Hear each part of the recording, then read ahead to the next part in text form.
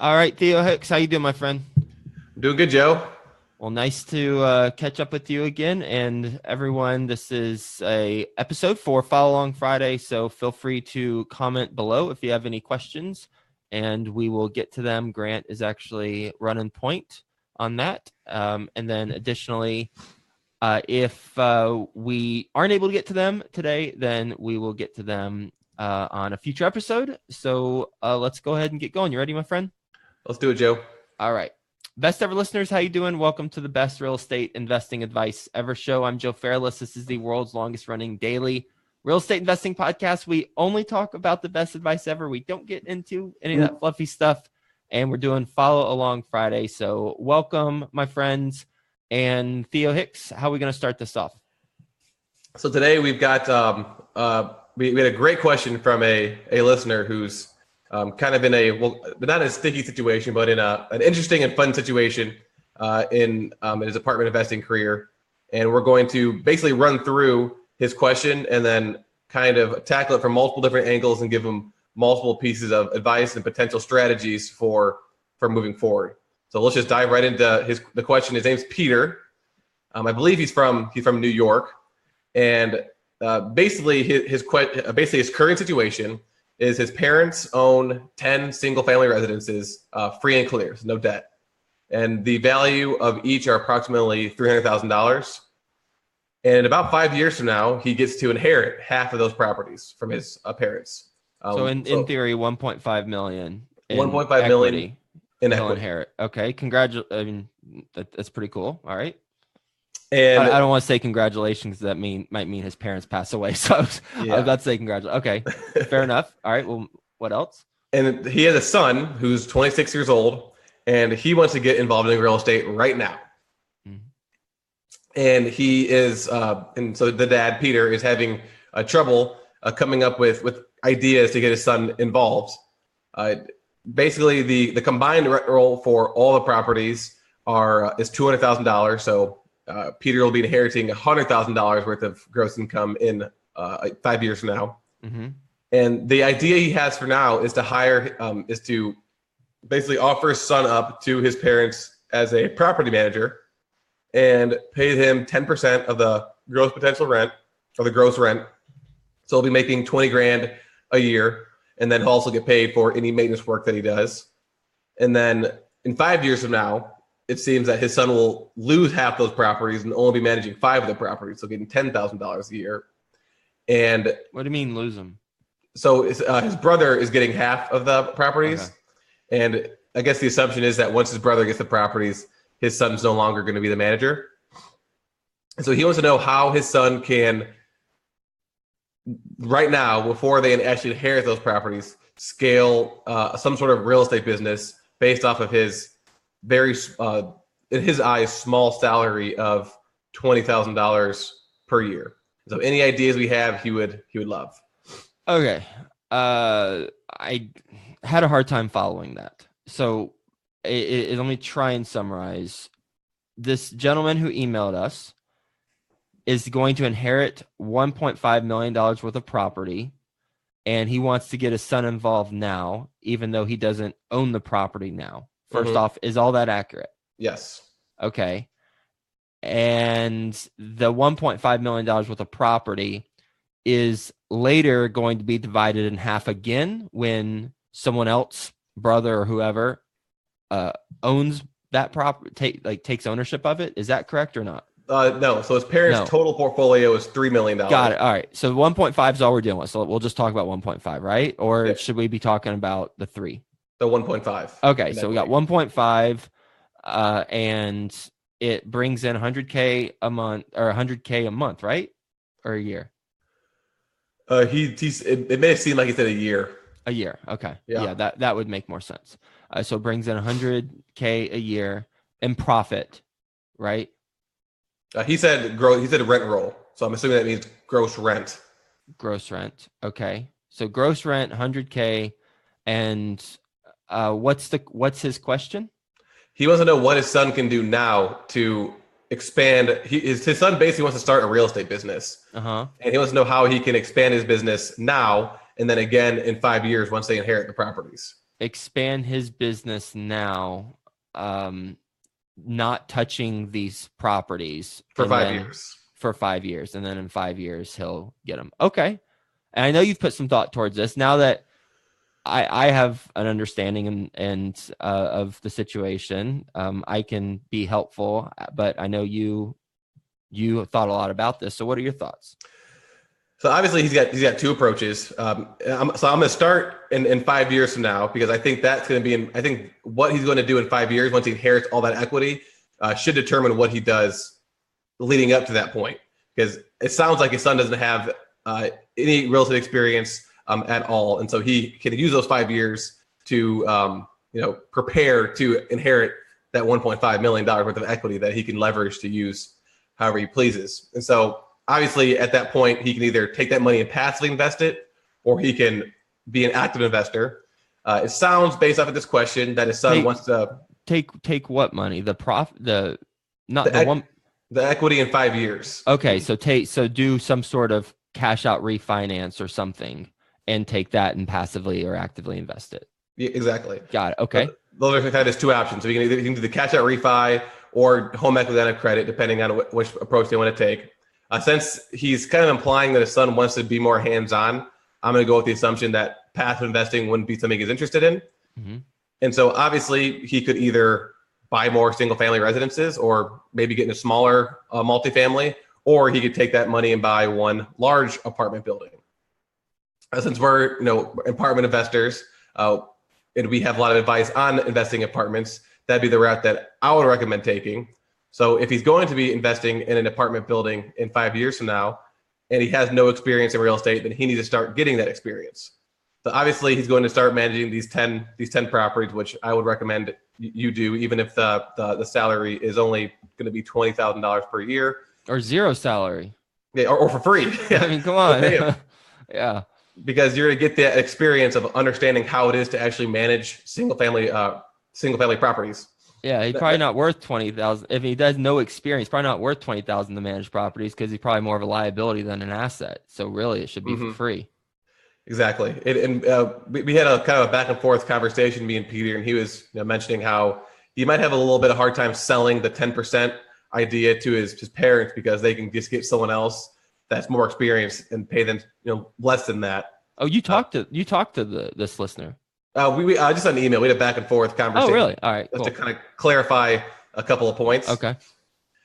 And so, as he's managing those 10 single family properties, and before he is able to inherit that money to buy the apartment, you probably should get some experience managing an apartment complex, or at least something that's not a single family property, so you can have a, because obviously it's different managing a single family versus an apartment. Mm-hmm. And so a couple of ideas.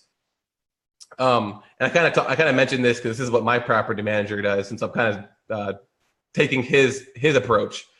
But basically what he did is he also wanted to prepare to manage an apartment for his own personal business. And so what he started doing is he went on Craigslist and Zillow and apartments.com and places like that, and found the rental listings that were listed by owners, not property managers, but actual owners who were looking for renters. And instead of reaching out and asking to rent, or instead of asking to buy, because he didn't have the capital or the experience at the time to buy those larger properties, he just asked if he could become the property manager. And his in would be, hey, I know you had this need right now. Obviously your unit is vacant. I'm not sure exactly how he did this, but basically he fulfilled that need and used that as leverage to become the property manager. Mm-hmm. And when he did that, once he signed the contract, he put a clause in there that said, if you or when you decide to sell the property, I basically get dibs on buying it. Now, again, I know we talked about this before. We're not sure exactly how that would work, because what if the owner just jacks up the price to $10 million? And it's like, all right, you want to buy it at $10 million? But that way, I thought for this specific strategy, it'd be ideal, because if he's going to inherit all that money in 5 years, if he starts building up that portfolio of clients, mm-hmm. Now not only is he going to get that experience of managing smaller multifamilies and eventually working up to larger apartment buildings, but he'll also have the opportunity to buy a property later on down the road.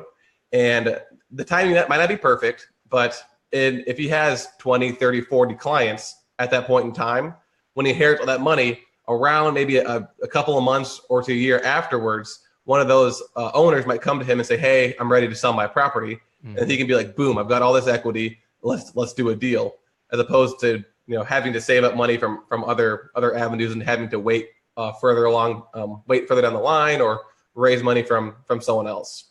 So that was strategy number one: become a managed properties, put a clause in there that you buy it when they're ready to sell it, and when they're ready to sell, have the money and the experience that right there ready to go. Okay.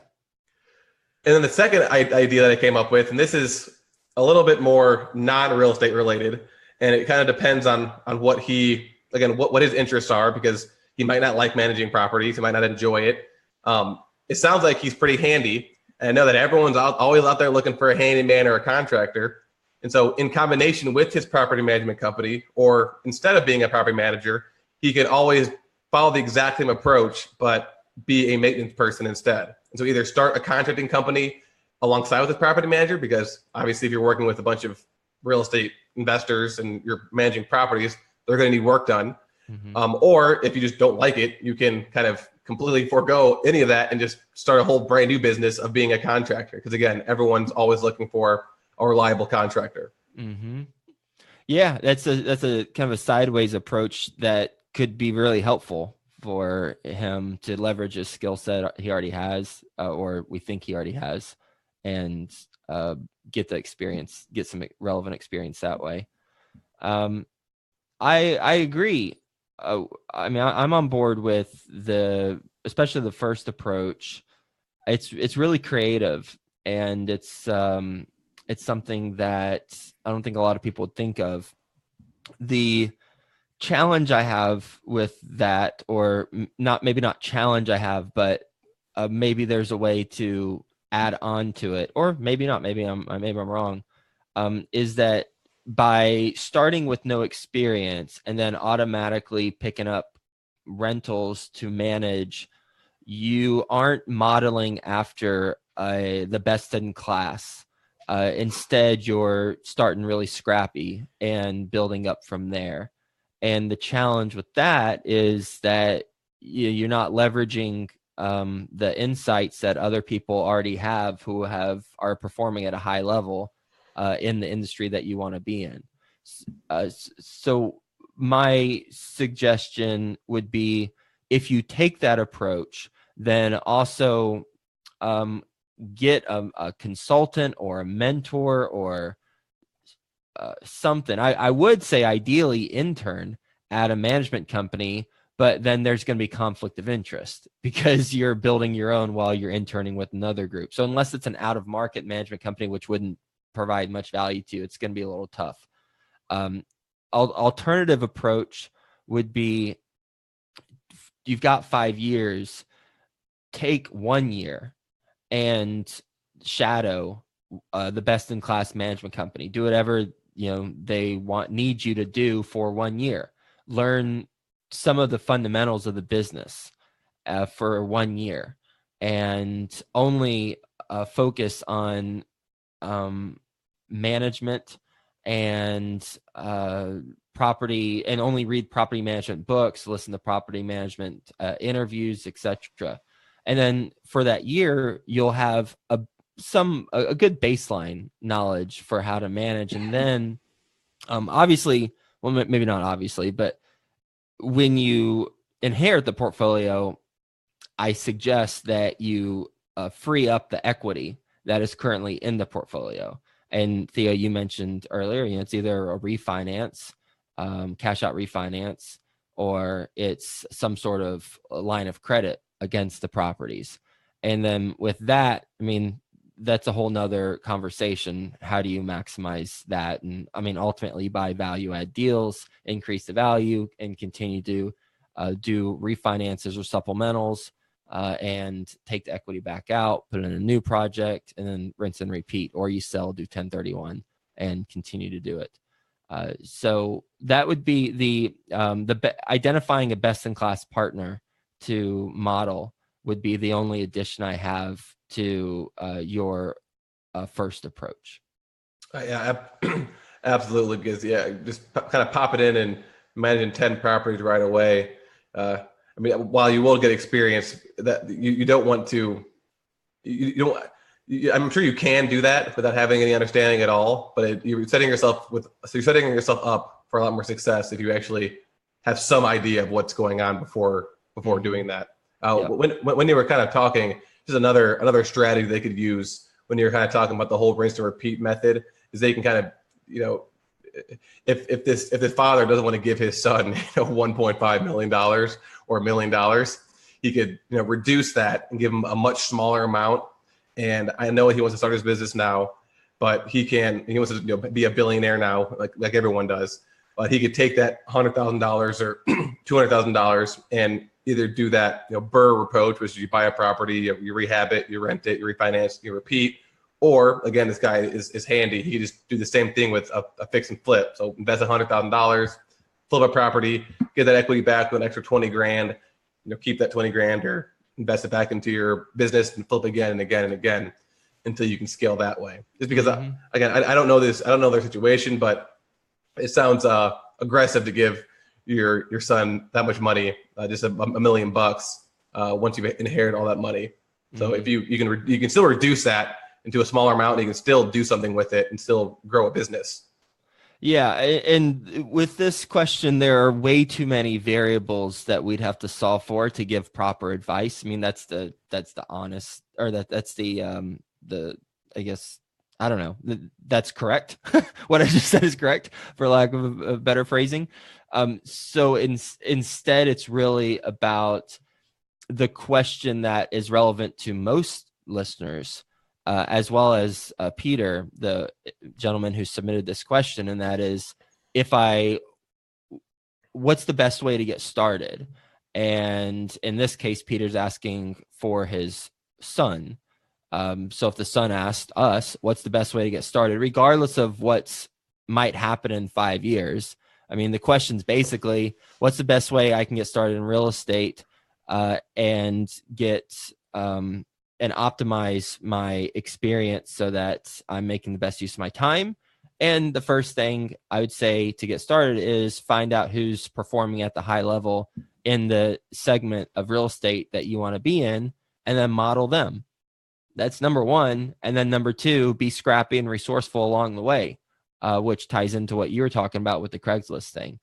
So really, it's just that 1-2 punch.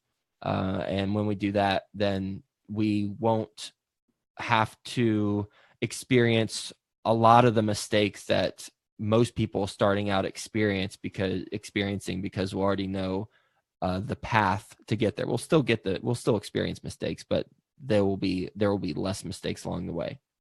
Oh yeah, you'll be much more efficient because again, there's when I bought my first property, I was not reading any books, not listening to any podcasts, and as you make the silliest mistakes ever, not only does it affect your bottom line, but it also affects you mentally and makes you kind of hesitant and resistant to maybe I shouldn't be doing this. But if you're listening to podcasts constantly, even if you're not taking notes, you hear an idea and you have no idea down the road 5-10 years or even right away when you first start, if that could be something that saves you a ton of money or just kind of saves your entire career, because you would have quit if you would have made that silly mistake, like not turning on your utilities and walking into a waterfall in your basement, things like that.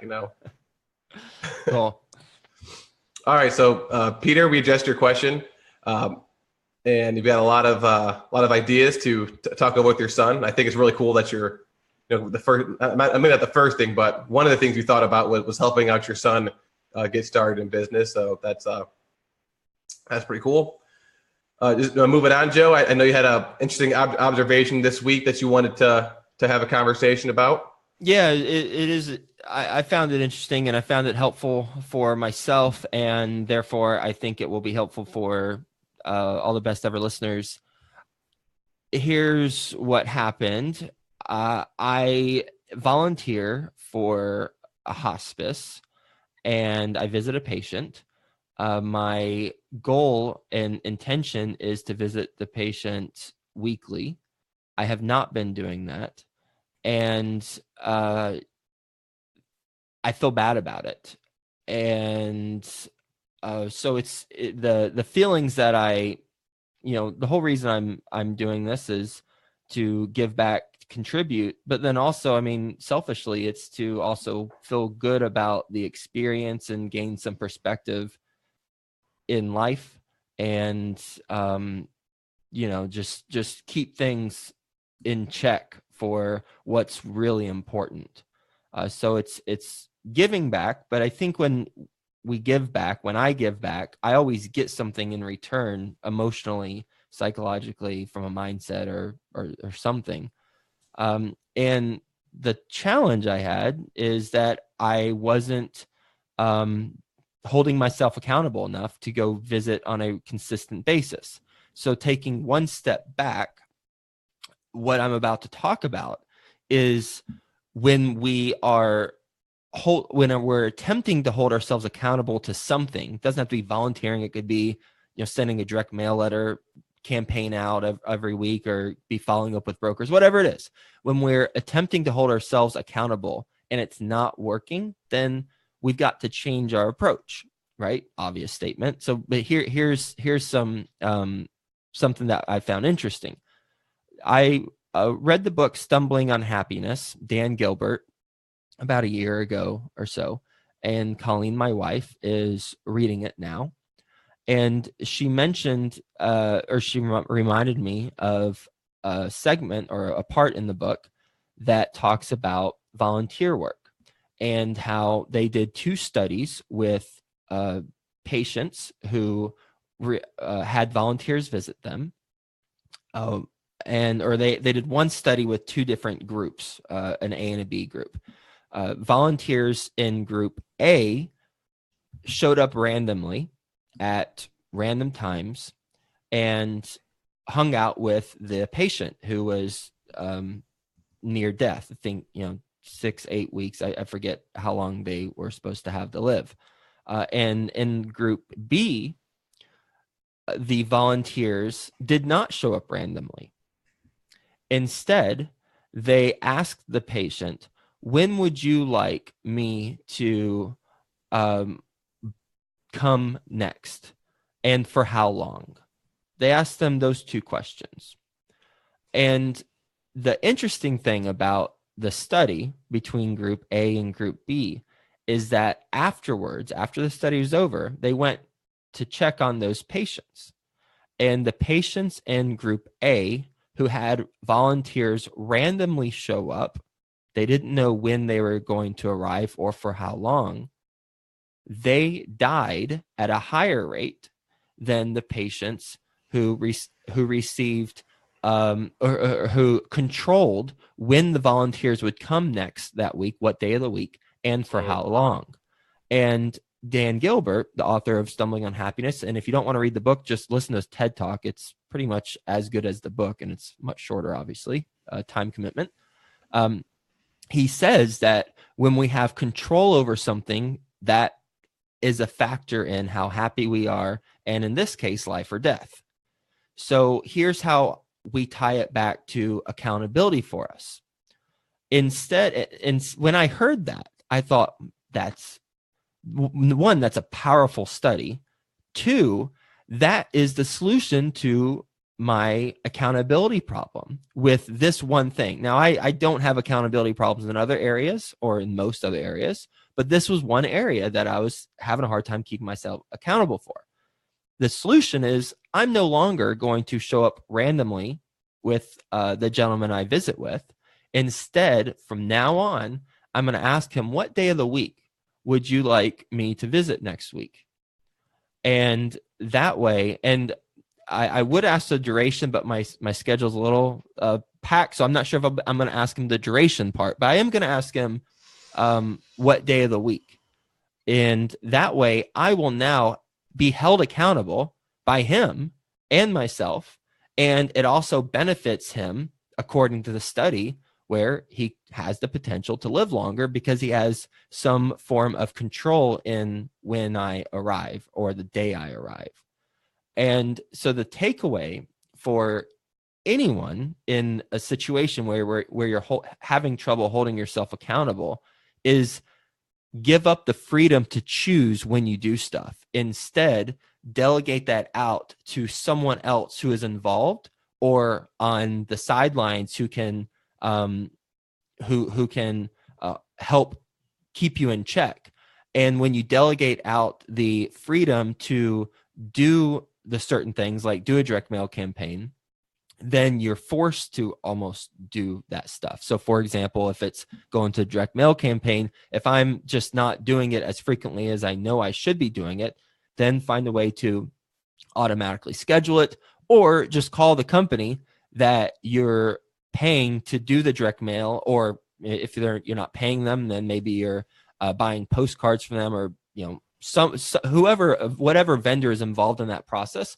Call them up and say, please give me a call on X date every month or every 2 months or every 2 weeks, whatever it is. And I am going to fulfill the order when you call, or take it a step further, give me a credit card, whatever. So that's the main takeaway. And it's founded in a study that is in the book, Stumbling on Happiness. And it's going to be, well, it's a life-changing thing for perhaps the individual I'm speaking to on a weekly basis, but it can also be applied to anyone who has challenge with accountability. It's so fascinating that you were kind of you're having that, you knew you had that problem with the accountability with a very specific situation, which was your hospice volunteering. And then Colleen happened to be reading the book that had a study that was like a perfect fit for your exact situation. So I just thought that was interesting. And then kind of to reinforce your point about that, I was listening to a podcast with the psychiatrist, and he was talking about, it's very similar to the study that you were talking about, but it's soldiers in war, and how the special forces soldiers are less likely to get the PTSD versus kind of just the regular soldier who's out on a patrol and gets attacked, because the special forces soldier is in control of the situation because he knows what he's going into. Whereas if I'm just strolling around in my Humvee, hanging out with my friends, next thing I know, I wake up and I'm in a hospital because I got blown up. That's obviously, both situations are chaos and not 100% your control, but the special forces soldier is in a lot more control than the regular soldier. And so, again, I'm not sure what the exact study he studied was, but he did say that the special forces soldiers are less likely to get PTSD than a regular soldier. And so that's kind of, obviously PTSD and dying is a little bit different, but kind of the same pattern there. Mm-hmm. Yeah, I believe it. That's thanks for making that connection into this. That makes sense. And then thirdly, for the accountability aspect of it, it's definitely, I think your advice on, if you're doing a direct mailing campaign, for example, asking the vendor you're working with to notify you, on this day, and then they're benefited because you're going to pay them to actually do the campaign. But at least from my perspective and my personality, the way that I'm held accountable most is by telling my wife that I'm supposed to do something.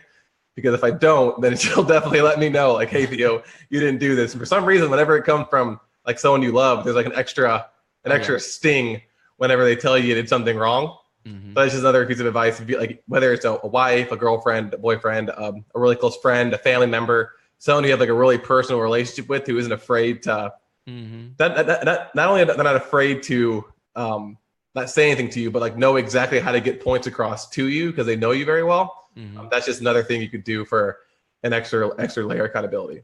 And something really tactical you could do is because when you tell perhaps your wife or your husband, your girlfriend, your boyfriend, your kids, whoever, grandparents, whoever this person is, or business partner, not business partner, perhaps your family aren't as involved in, say, a direct mail campaign.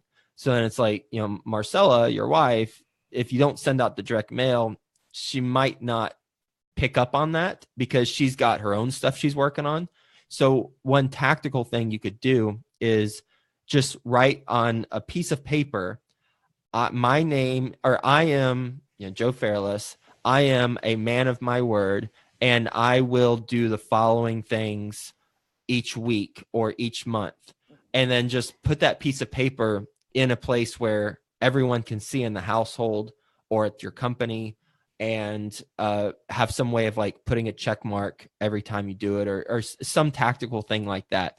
That way you're not relying on them to remember that you were supposed to do something, because they got their own things they're dealing with. But instead, you've got it on a piece of paper where everyone can see. You can do it online, something online too, where everyone can see. And that way, even if they forget to say something, you've got it front and center on display.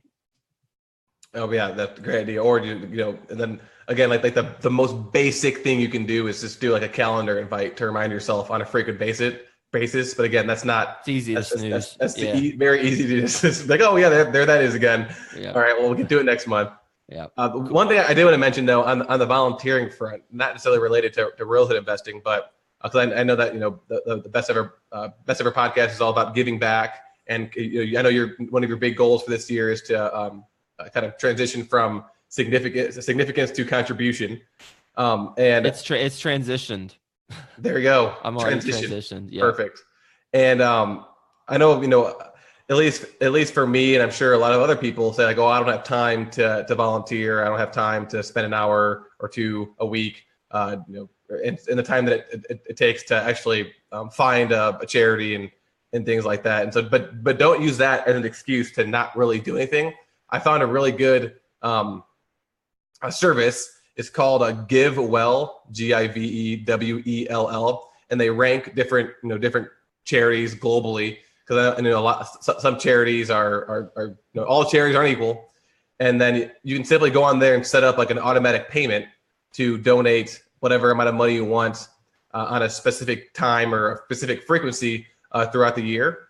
And through my investigating this website, I realized that if you donate, I'm not saying people should donate this much money, but if you donate around, it's somewhere around $3,000 per year, then that's what they equate to the amount of money that's required to save someone's life, whether it be in Africa somewhere. So I'm not saying I donate that much money, but that's just kind of showing you if you donate, $1,500, and you're halfway towards saving someone's life, which is just a little bit over $100 per month. And you just set it up one time and you forget about it. But behind the scenes, it's happening, and maybe you can get a notification on your phone or get that receipt once a year. And so I know that you're kind of missing out on that feel good portion of actually tactically being there and volunteering. But this allows you to still help other people out without having to spend more than a couple minutes of your time setting up an automatic payment. So that's wanted to mention that. It's called GiveWell.org actually. And again, it ranks charities, and you just go on there and pick one and set up an automatic payment and be well on your way to saving a person's life. Cool. Yeah. And it's all about prioritizing. We all have the same amount of time, but we give back in different ways. And I'm not anyone who would ever say you give back one particular way, nor did you. Choose how you give back. Doesn't have to be money. Could be, just a smile and a handshake with someone who was not expecting it that day, and then they pass it. They pass it forward, and you never know. So I think it's about one, how you carry yourself, and then two, having the intention and of giving back and doing good things on a daily basis, and then how that manifests itself. Yeah, it's different for everyone. Exactly. Cool. Awesome. Well, great observation, Joe. Appreciate you sharing that.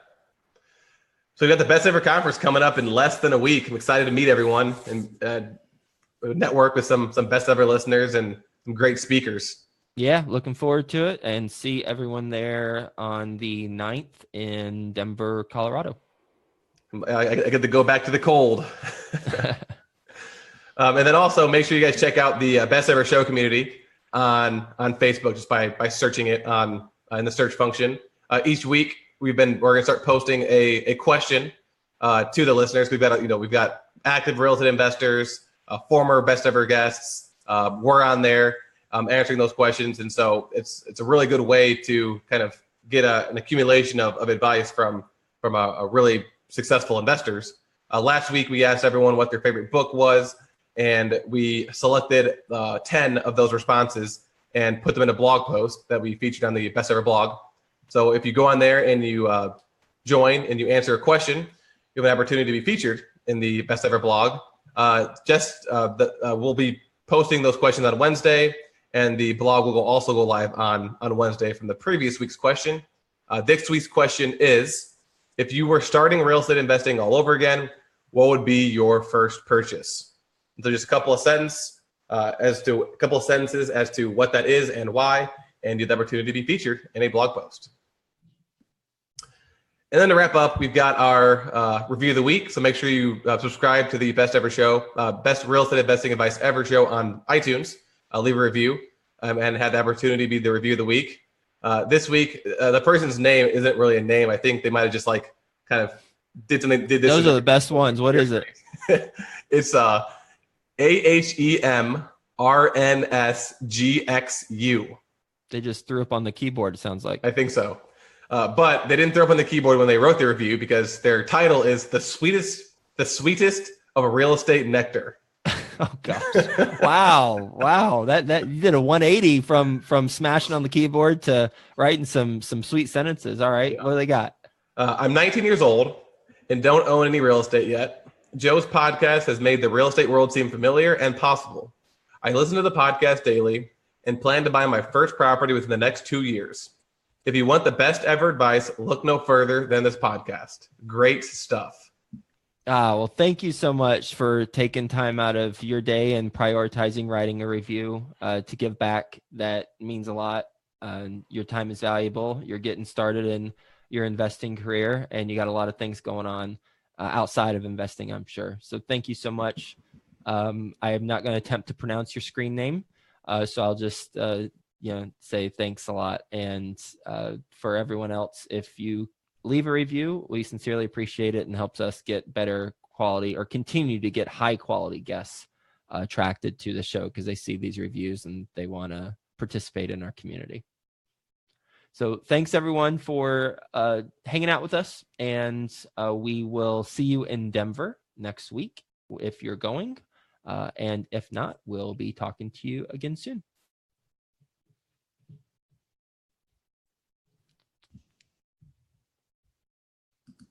All right. And we are out.